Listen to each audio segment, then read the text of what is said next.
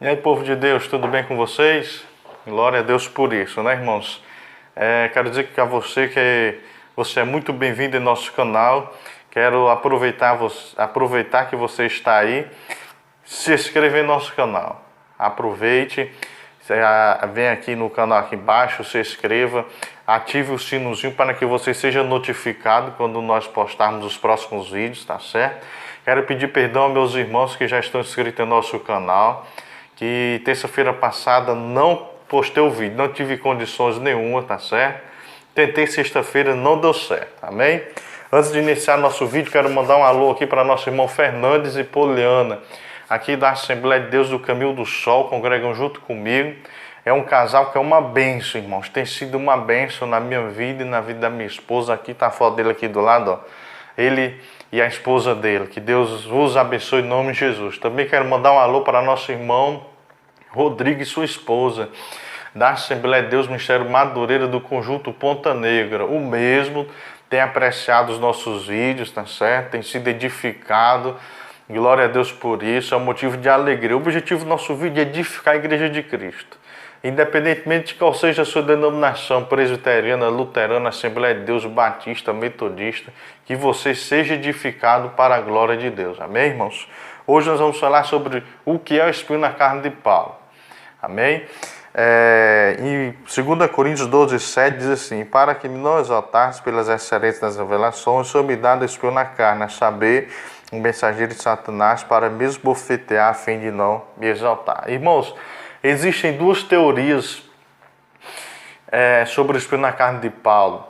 A primeira teoria é de que o espinho na carne de Paulo poderia ser as adversidades, as lutas, as perseguições, as tempestades, os açoites que ele teve na vida durante a sua vida cristã, após servir a Cristo, durante a sua vida missionária, tá certo?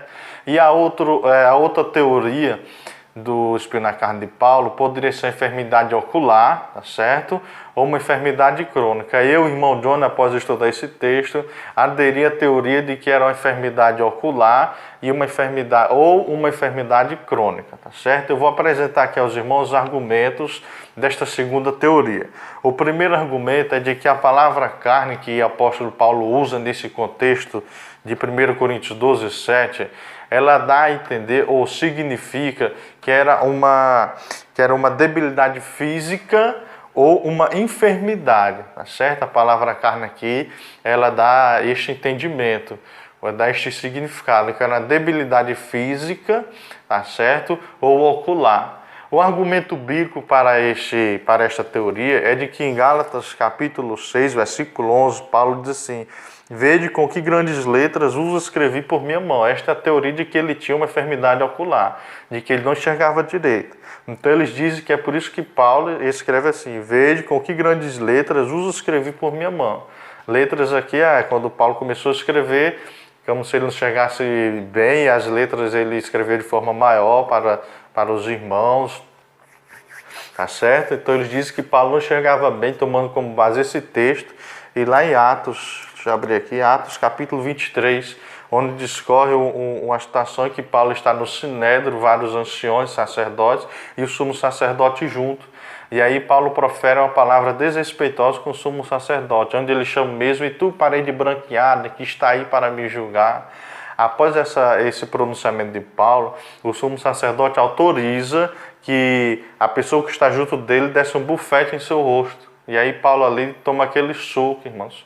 Após ele tomar aquele soco, no versículo 5 ele disse: não sabia, irmãos, que era o sumo sacerdote, porque está escrito: não dirás mal do príncipe teu povo. Então eles dizem que Paulo não chegava direito, tomando como argumento os bíblicos esses dois versículos, esses dois textos em Atos 23 e Gálatas capítulo 6. Paulo aqui ele não consegue enxergar o sumo sacerdote, não consegue fazer a distinção do sumo sacerdote e dos demais que estavam com ele. Então eles dizem que Paulo não chegava direito por causa desta situação. A enfermidade crônica, irmãos, eles tomam como base para argumentar que poderia ser uma enfermidade crônica, também no livro de Gálatas. Gálatas capítulo 4, versículo 12 ao 15. Irmãos, rogo-vos que sejais como eu, porque também eu sou como vós, nem o mal me fizeste. Nenhum mal me fizeste. Presta atenção, ele diz, vocês nenhum mal me fizeram. E vós bem sabeis que primeiro vos anunciei o evangelho estando em fraqueza da carne, ou seja, estando em debilidade física, em uma enfermidade física.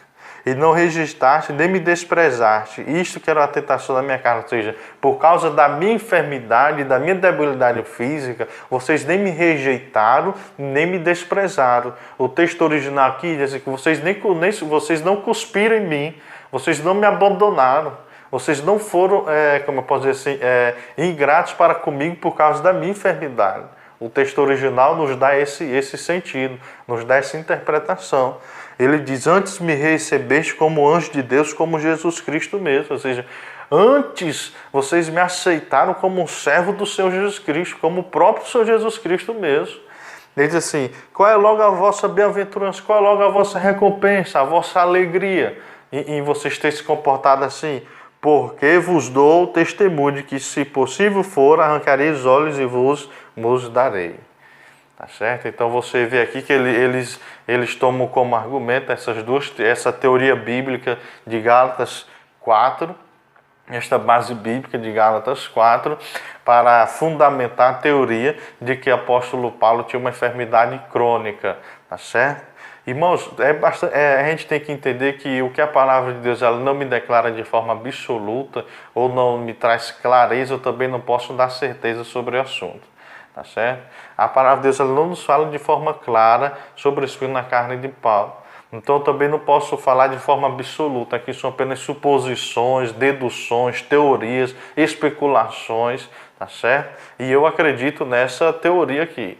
Tá certo, irmãos? Outro ponto de vista que eu quero falar com os irmãos é o mensageiro de Satanás. Paulo diz assim, foi-me dado espinho na carne. E aí, como se uma pessoa tivesse perguntado para ele, Paulo, e como é esse espinho na carne?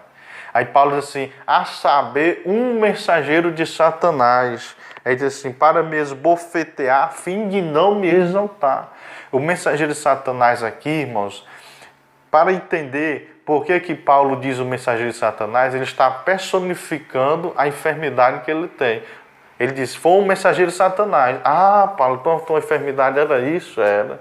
Um mensageiro de Satanás que me esbofeteava. Segundo a teologia judaica, irmãos, eles atribuem as enfermidades, as moléstias entre o povo ao diabo, ao demônio ou agente de Satanás. Você vê lá em Lucas capítulo 13, vai discorrer sobre a mulher que andava curvada há 18 anos. E o próprio Senhor Jesus Cristo cura a enfermidade daquela mulher. E o próprio Senhor Jesus Cristo diz assim, Satanás mantinha presa. Diz assim, e versículo 16 de Lucas capítulo 13. Não convinha soltar desta prisão no dia de sábado desta filha de Abraão? Jesus pergunta aos fariseus daquela sinagoga, a qual há 18 anos Satanás mantinha ela presa. Então você que vê que o próprio Senhor Jesus Cristo, ele faz uso desta teologia judaica, de que as enfermidades eram atribuídas a Satanás, ao diabo. Tá certo? Então você vê que o próprio Senhor Jesus diz, olha, Satanás mantinha essa mulher presa, ela andava curvada, irmãos, doente há 18 anos, e o próprio Senhor Jesus Cristo, ele faz esta alusão, ele como é que pode dizer assim, ele atribui ao diabo esta enfermidade. E mostrando outro texto bíblico, em Atos capítulo 10, onde o próprio apóstolo Pedro está pregando para Cornélio, e aí no versículo 38, Pedro diz assim, como Deus ungiu Jesus de Nazaré com o Espírito Santo, com virtude, ao qual andou fazendo bem, curando todos os oprimidos do diabo, porque Deus era com ele. Então você vê aqui que o próprio apóstolo Paulo reconhece que o próprio Senhor Jesus Cristo andou libertando os oprimidos do diabo. Então você vê que estava na veia dos apóstolos esta teologia de que as enfermidades era algo que advinha de Satanás, porque o diabo ele oprimia as pessoas com as enfermidades, com as moléstias, tá certo? Os endemoniados. Então os apóstolos eles criam dessa forma, era uma teologia do seu tempo, era contemporânea do seu tempo esta teologia judaica. Então, quando Paulo diz assim, foi-me dado o mensageiro de Satanás a me esbofetear, é porque ele está personificando essa enfermidade dele, ele está aderindo ao diabo à situação que ele está vivendo. Era uma enfermidade que esbofeteava como se esmurrasse ele.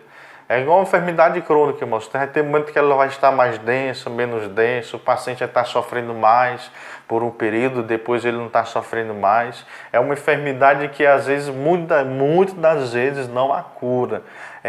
O paciente vive à base de medicamentos periódicos. Então era a situação de Paulo. Era uma enfermidade que não existia cura. Tá certo? Era uma enfermidade que tinha momentos que ele estava bom, tinha momentos que ele estava ruim, tá certo? Então fica aí essa ideia para os irmãos, ou era enfermidade ocular, tá certo? Ou era uma enfermidade física, crônica, amém? Que Deus os abençoe em nome de Jesus, que Deus seja com vocês durante a restante dessa semana, abençoa a sua terça-feira no dia de hoje, é 7h17 da manhã. Gravar logo cedo porque a gente tem as coisas para fazer no dia de hoje e aí eu não queria deixar para postar amanhã. Que Deus te abençoe em nome de Jesus. Se inscreva em nosso canal mais uma vez. E guarde isso em seu coração, que a Bíblia não me esclarece com clareza, também eu não devo dar certeza absoluta. Tá certo? Que Deus te abençoe em nome de